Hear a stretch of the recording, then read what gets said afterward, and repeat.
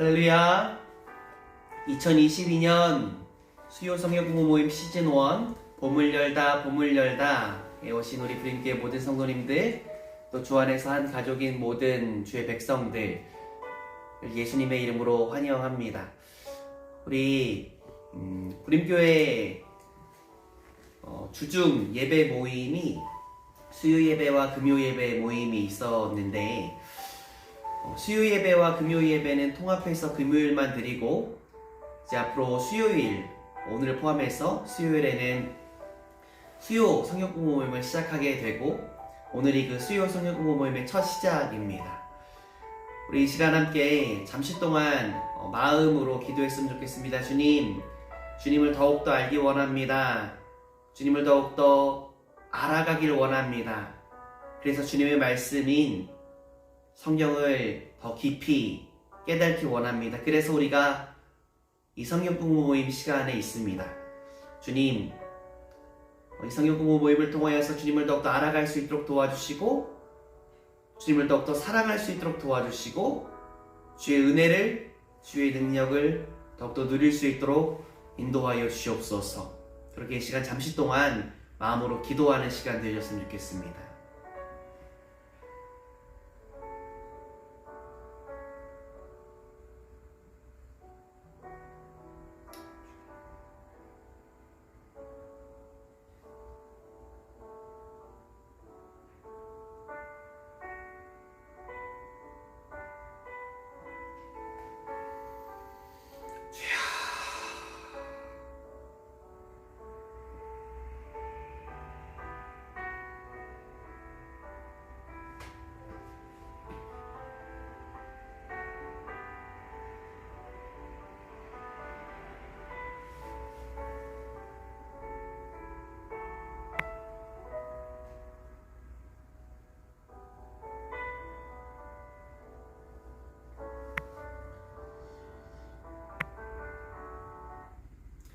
우리 이 시간 함께 좋으신 하나님 짧게 찬양했으면 좋겠습니다.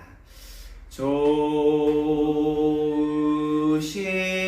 하나님, 좋으신 하나님, 참 좋으신 나의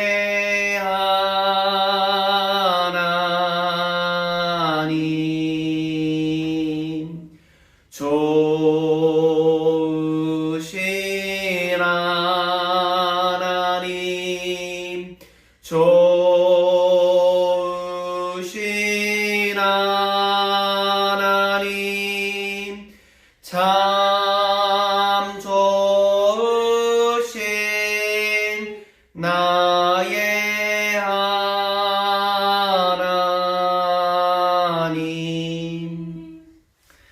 좋으신 하나님을 찬양합니다. 좋으신 하나님께 감사 올립니다. 좋으신 하나님, 하나님을 향하여서 우리의 사랑을 고백합니다. 주님을 더욱더 알기를 원합니다. 그래서 우리가 성경 공부 모임 자리에 있습니다. 주님, 수요 성경 공부 모임 2022년 부림교회 수요 성경 공부 모임 시즌 1 봄을 열다 시작하게 하신 주님께 감사드립니다. 이 시간을 통해서 주님을 더욱더 알아가게 하시고, 삶의 현장 가운데 읽고 듣는 말씀을 통해 주님을 더욱더 가까이 할 수 있도록 도와주시옵시며, 그 말씀을 통하여서 주님의 은혜를 더욱더 풍성히 누리고 주님의 능력을 더욱더 풍성히 누리며 주의 말씀대로 살아나가는 우리가 되어줄 수 있도록 인도하여 주시옵소서. 낯선 지역에 갔을 때 우리에게 필요한 것이 무엇일까? 내가 알지 못하는 낯선 지역에 있을 때 나에게 필요한 것. 또 한 가지 질문을 드려보고 싶습니다. 많은 조각의 모자이크가 있는 어떤 그림을 완성해야 한다고 생각해 봤을 때 나에게 필요한 것이 무엇일까? 우리가 낯선 지역에 갔을 때 그 지역의 지도를 가지고 있으면 그 지역을 이해하는 데 있어서 훨씬 수월할 거예요. 훨씬 정확하게, 또 훨씬 빠르게, 또 훨씬 폭넓게 그 지역을 이해할 수 있을 것입니다. 뭐 몇 개의 조각으로 구성되어 있는 퍼즐은 뭐 그냥도 맞힐 수 있겠지만 뭐 1000개 단위의 그런 큰 그림을 맞힐 때에는 처음에 그 그림이 어떤 그림인가에 대해서 인식하고 있을 때에 그 퍼즐을 하나하나 맞추는데 더 쉽게 맞출 수가 있겠죠. 그리고 내가 지금 맞추고 있는 이 부분이 어느 부분이라는 사실에 대해서도 인식할 수 있을 것 같습니다. 우리가 교회 생활을 하면서 많은 설교를 듣고 또 성경을 읽고 또 성경 공부를 하기도 하셨을 거예요. 근데 그 조각조각들에 대해서는 알고 있는데 그 조각이 이루어진 큰 그림에 대해서 다 그 큰 그림을 보지 못하는 게 되는 많은 경우들이 있다는 것입니다. 그래서 그 큰 그림에 성경에서 말하고 있는 그 이해의 폭을 담아내지 못하고 그냥 제한적인 이해로 머물러 계신 성도님들도 계실 것 같아요. 그리고 성경을 읽을 때나 또 성경을 들을 때, 설교를 들을 때 또 지루함이 느껴지기도 할 수도 있을 것 같습니다. 그러나 큰 그림을 알고 있다면 그 이해의 폭이 당연히 넓어지고 또 이해의 폭이 정확해지고 또 깊어질 것 같아요. 더 정확하게 깊이 있게 성경을 알아갈 수 있다는 것입니다. 우리 미술관을 간 경우에 대해서 한번 생각해 봤으면 좋겠어요. 미술 작품에 대해서 좋아하시는 분들도 계실 것 같고 또 관심 없는 분들도 계실 것 같은데 사실 저는 어떤 미술 작품에 대한 관심이 많지 않고 또 문외한 아무 지식이 없습니다. 그래서 그냥 어떤 작품을 봤을 때 어떤 조각이나 어떤 그림을 봤을 때 이해도가 상당히 떨어질 것 같아요. 근데 그 작품에 대해서 알고 있는 어떤 누군가가 그 작품에 대한 설명을 해주고 나서 제가 그 작품을 보게 되면 더 깊이 있게 더 정확하게 그 작품에 대해서 이해할 수 있겠죠. 성경도 다시 돌아가서 큰 그림을 알고 성경의 큰 맥을 알고 성경의 큰 윤곽을 알고 성경을 읽을 때 설교를 들을 때 그 이해가 달라질 것입니다. 보물 중에 보물인 성경을 깊이 있게 대할 수 있는 것은 그리스도인에게 큰 유익이고 큰 기쁨이고 큰 힘이고 큰 능력이 됩니다. 오늘부터 2022년 수요 성경 공부 모임 시즌 1 봄을 열다 보물을 열다가 시작됩니다. 시즌 1은 3월부터 5월까지 진행될 계획입니다. 시즌 1에서는 진도를 정하고 진행하지는 않을 거예요. 물론 계획을 세우고 그 진도에 따라서 성경 공부를 하는 것도 좋은 방식일 겁니다. 대학교나 대학원에서 공부를 할 때 공부하기 전에 실라부스라는 것이 나오잖아요. 그래서 몇 월 며칠은 무엇을 공부하고 몇 월 며칠은 무엇을 공부하고 그런 실라부스에 따라서 강의를 진행하게 됩니다. 물론 그런 공부 방식에 대한 강점도 있겠지만 그러나 시즌 1에서 진도를 정하지 않는 이유가 있습니다. 진도를 맞추려고 하다가 놓치게 되는 부분에 대해서도 생각해야 되기 때문이죠. 그래서 이번에 시즌 1 봄을 열다 보물을 열다는 진도 없이 나아가겠습니다. 좀 더 편안한 분위기에서 그리고 차근차근 그리고 최대한 쉽게 이번 성경 공부를 진행하려고 합니다. 그러나 분명한 목표는 있어야겠죠? 이번 2022년 수요 성경 공부의 목표는 성경 전체의 윤곽을 볼 수 있도록 성경 공부에 참여하시는 분들이 성경 전체의 윤곽을 볼 수 있도록 돕는 것에 중점을 두고 있습니다. 그래서 성경을 읽을 때 그리고 설교를 들을 때 더 풍성하게 더 깊이 있게 이해할 수 있도록 돕는 것이 성경 공부의 목표입니다. 아까도 나누었듯이 성경 공부는 최대한 쉽게 진행할 것입니다. 그래서 성경의 기초부터 차근차근 진행을 할 텐데 아시는 분도 계시고 모르시는 분들도 제가 성경 공부를 인도할 때에 그 내용에 대해서 아시는 분들도 계시고 모르시는 분들도 계실 것 같아요. 아시는 분들은 다시 한번 점검하는 시간, 되새기는 시간. 그리고 내가 누군가에게 성경을 알려줄 때에 또 그것에 대해서 나눌 수 있도록 하는 준비의 과정이 또 되어졌으면 좋겠고, 모르시는 분들은 새로운 것을 알아가면서 나아가는 귀한 시간이 되어졌으면 좋겠습니다. 그래서 기초부터 진행된다. 부담 가지실 필요 없으시고 걱정하지 않으셔도 되고 긴장하지 않으셔도 됩니다. 그러나 기대했으면 좋겠고 기도했으면 좋겠습니다. 기대와 기도로 이 성경공부 모임에 임하셨으면 좋겠습니다. 성경은 하나님께서 우리에게 허락하신 보물 중에 보물이죠. 따뜻한 보물을 열면서 나아가는 성경공부 모임에 참석하는 모든 주의 권속들 되어지기를 다시 한번 예수님의 이름으로 소망합니다. 이번 첫 번째 시간에는 성경의 기초에 대한 나눔을 가질 테고, 성경을 대하는 자로서 올바른 자세에 대한 나눔을 가질 겁니다. 이 성경 기초에 대해서는 오늘뿐만 아니라 틈틈이 나눌 텐데, 오늘은 그 기초에 대해서 아주 기본적인 부분에 대해서 먼저 나눌 거예요. 우리가 첫 번째로 살펴보고 싶은 성경 기초는 성경이 몇 권으로 구성되어져 있는가라는 부분입니다. 성경은 총 66권으로 구성되어져 있습니다. 아마 대부분 다 아실 텐데 모르시는 분들도 계실 수도 있을 것 같아요. 우리가 가지고 있는 성경이 있는데, 그러면 막 이런 질문을 하실 수도 있죠. 그러면 내가 가지고 있는 성경이 한 권이고 다른 65권이 있는가?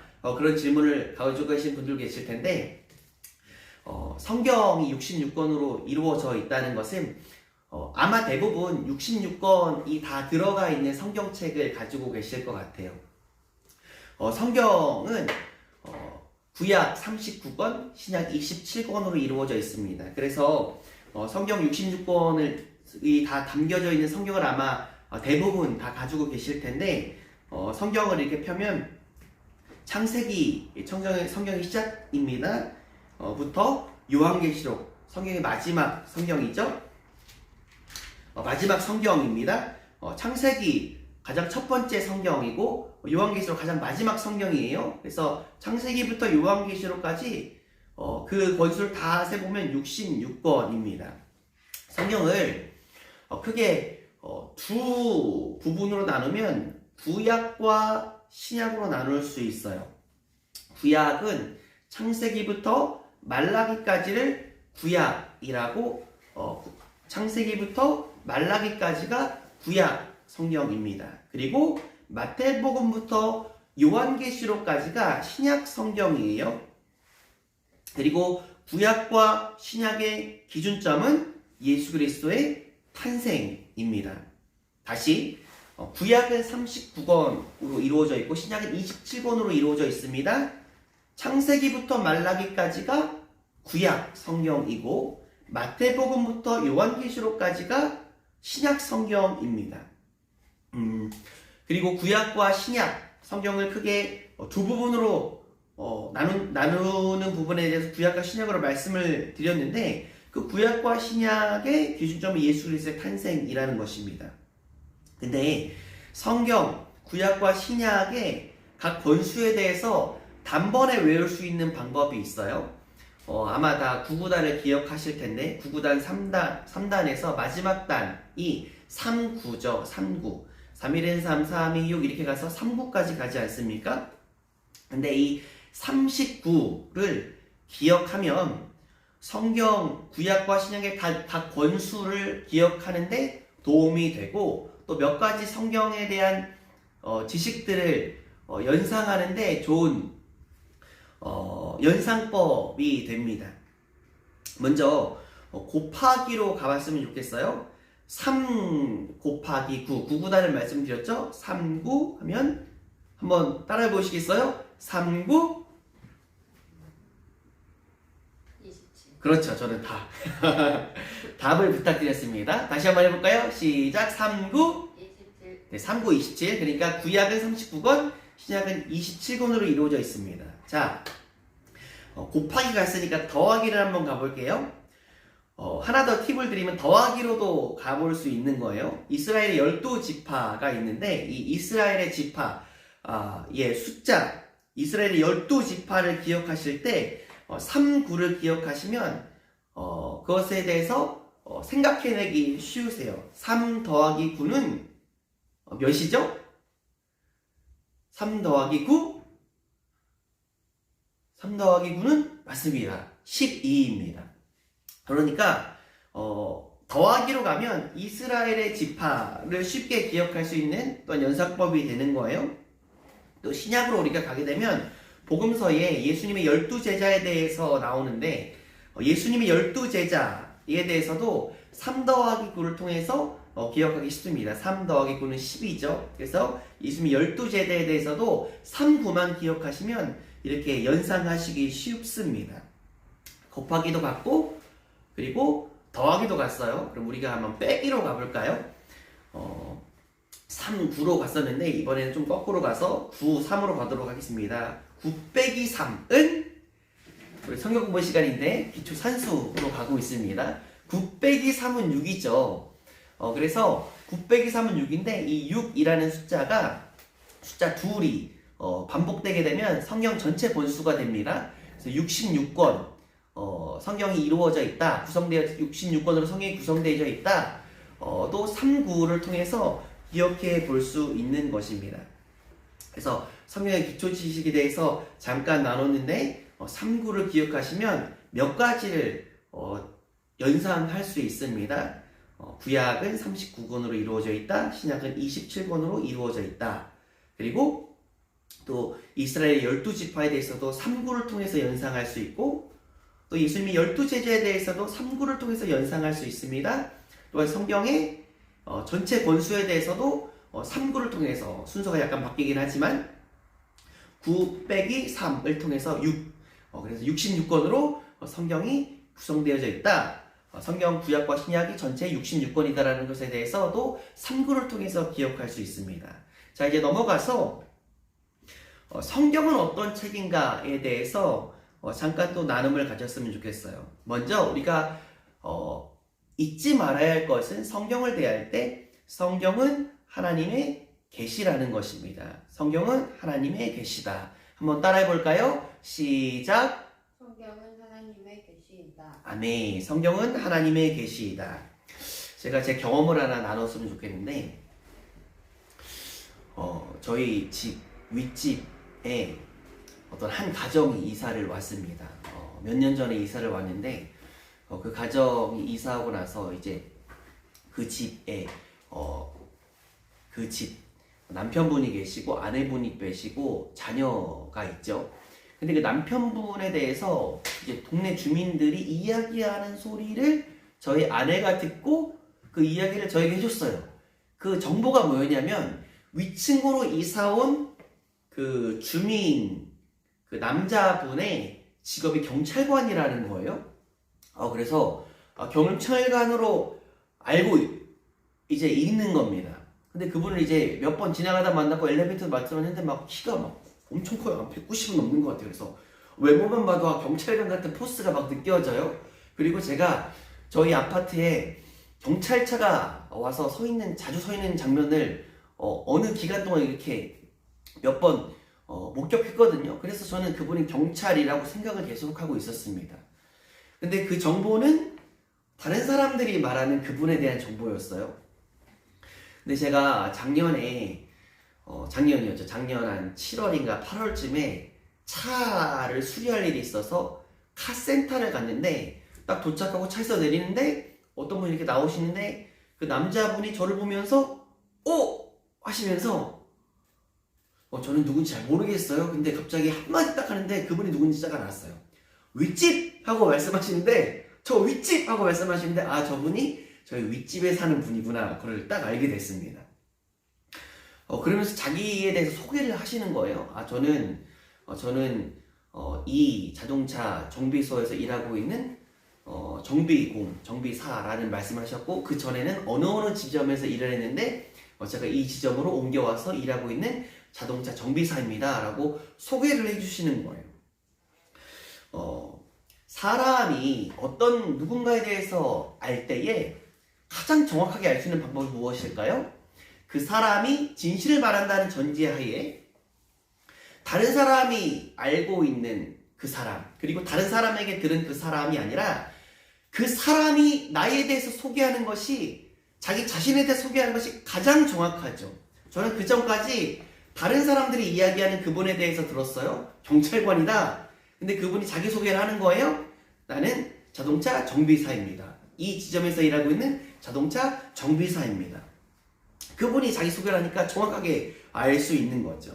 하나님은 누구이신가에 대해서 생각해 볼 때에 우리가 하나님의 피조물인 우리가 한계 속에 있는 우리가 하나님에 대해서 알 수 있는 방법이 무엇일까? 하나님에 대해서 알 수 있는 방법이 무엇일까? 어떤 이들은 경험을 통해서 하나님에 대해서 인식한다고 말하시는 분들이 계세요. 그러나 내 경험으로 하나님을 인식하는 것에 대해서는 불완전합니다. 완전하게 하나님을 인식할 수 없어요. 어떤 사람 3명이 모여서 눈을 가렸습니다. 그리고 코끼리한테 다가가요. 그리고 그 사람들이 이제 코끼리에 대해서 만드는 거예요. 코끼리에 대해서 경험하는 거예요. 코끼리를 이제 만져보는데 코끼리가 크잖아요. 그래서 어떤 사람은 코끼리의 꼬리를 이렇게 만지는 겁니다. 그러면서 이야기해요. 코끼리는 아주 길쭉하다. 이야기를 하는 겁니다. 어떤 사람은 코끼리의 코를 막 만져요. 그러면서 코끼리의 몸은 주름이 있고 코끼리의 신체의 마지막 부분에는 두 구멍이 뚫려져 있다. 그리고 코끼리는 뼈가 없다. 그런 이야기를 하는 거죠. 그리고 어떤 사람이 코끼리 다리를 이렇게 만지면서 코끼리는 눈을 가린 채 만지는 거예요. 코끼리는 나무와 같다. 이야기하는 겁니다. 근데 코끼리가 한번 말을 할 수 있다고 가정해보고 코끼리가 이야기하는 겁니다. 나는 이렇게 생겼고 저렇게 생겼어. 근데 너가 만진 그 부분은 나의 꼬리야. 너가 만진 부분은 나의 다리야. 너가 만진 부분은 나의 코야. 너네는 내 신체의 일부분만을 만졌고 나는 이렇게 생긴 존재야. 라고 말을 해주는 겁니다. 그러니까 경험을 통해서는 아는 것이 한정적이고 불안정하죠. 코끼리가 자기 자신에 대해서 말해줄 때에 코끼리에 대해서 알 수 있어요. 얼마만큼? 코끼리가 말해준 만큼. 자, 인간이 하나님을 아는 것은 인간이 하나님을 알 수 있는 방법은 유일해요. 무엇이냐면 인간이 하나님을 알 수 있는 방법은 인간이 하나님을 알 수 있는 방법은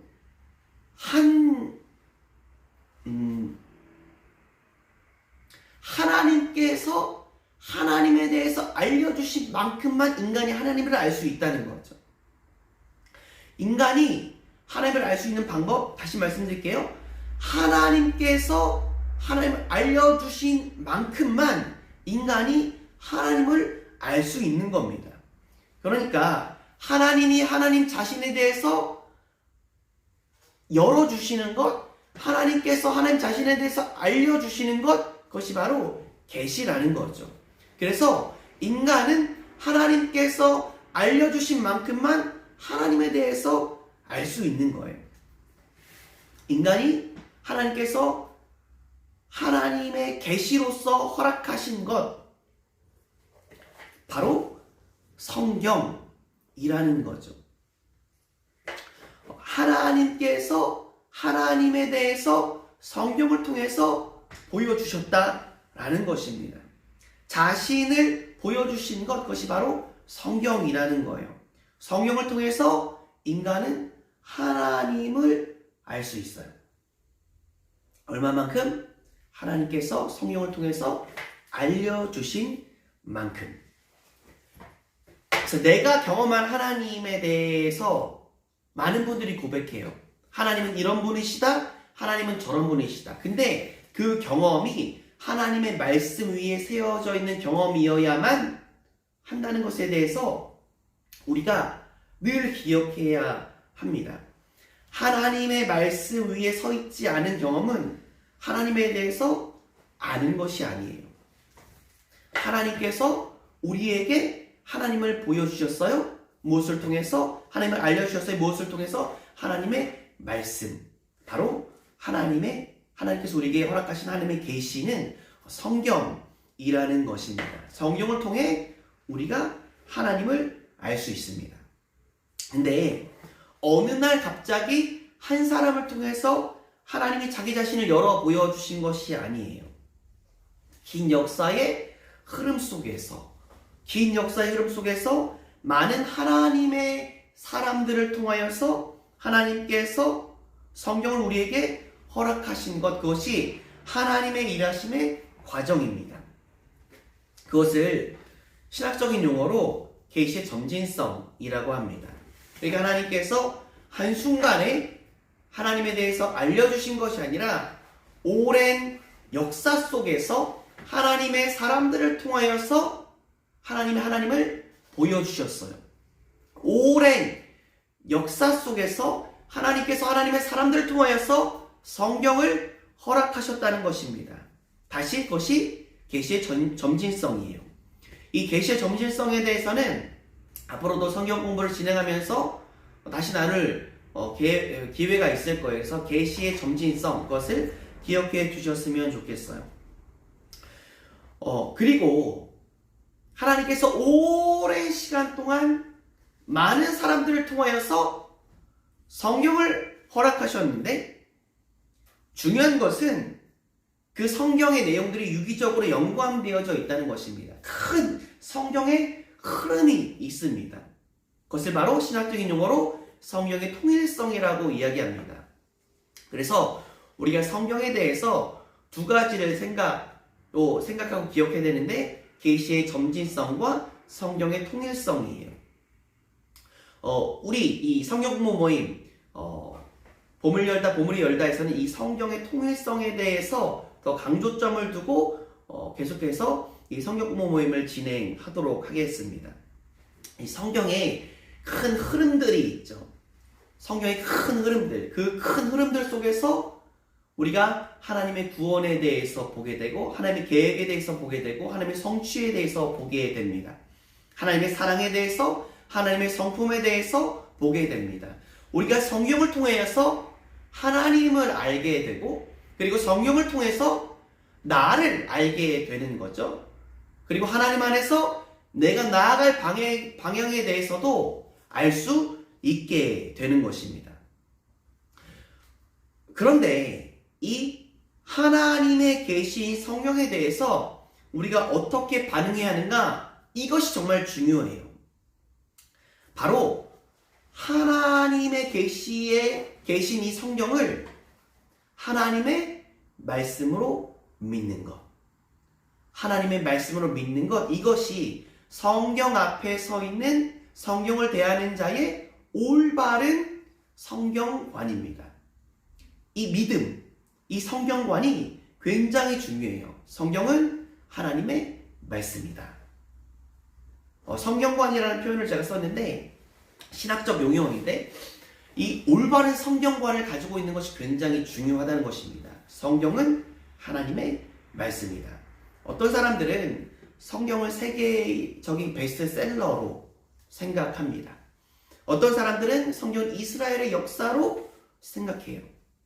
어떤 사람들은 서구 사회를 이해하기 위한 어떤 필독서로 성경을 이해하는 사람도 있고, 어떤 사람들은 성경을 윤리적 삶을 위한 어떤 교양적인 책으로 이해하는 사람도 있어요. 그러나 어떤 사람들은 성경을 하나님의 말씀으로 믿습니다. 이 하나님의 말씀으로 성경을 믿는 것, 이것이 정말 중요하다는 거예요. 성경의 권위는 성경의 저자이신 하나님께로부터 오는 것입니다. 다른 그 무엇이 성경을 하나님의 말씀으로 인정해 주는 것이 아니라, 이 성경이 하나님의 말씀이라는 것은 하나님께로부터 오는 거예요.